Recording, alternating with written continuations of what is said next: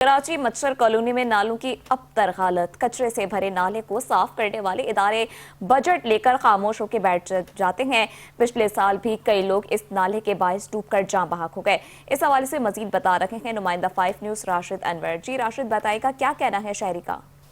जी बिल्कुल, इस वक्त मैं मौजूद हूँ मच्छर कॉलोनी के स्टॉप पर और ये नाला स्टॉप के नाम से ये जगह मशहूर है और बिल्कुल जी नाला है। अब नाले की हालत आप देख सकते हैं, कराची को बिल्कुल लावारिस कर दिया है, कोई सेफ साइड नहीं है। और आप ये नाले की हालत देखें, कचरे से नाला भरा हुआ है। इसी तरह यहाँ पर शहरी हमारे साथ मौजूद है, उनसे पूछते हैं इस नाले के हवाले से।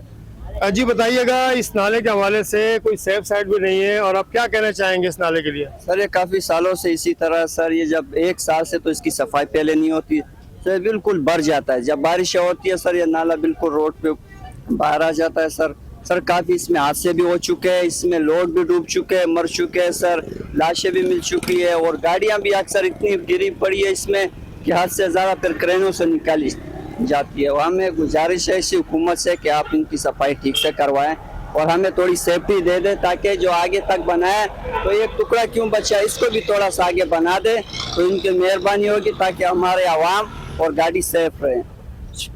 जी शहरी का बिल्कुल यही कहना है कि यहाँ पर जो है ना कई खौफनाक हादसा हो चुके हैं, जिनमें कोई अफराद डूबकर मर भी चुके हैं, गाड़ियाँ भी यहाँ गिरी हैं। और ये इनका कहना है कि इतना गहरा ये नाला है कि यहाँ पर जब गाड़ियाँ गिरी हैं तो उनको क्रेनों के जरिए बाहर लाया गया है। शहरियों को यही तकाजा है कि जल्द से जल्द जो है इस नाले को बनाया जाए ताकि लोगों की जान बच सके। जी।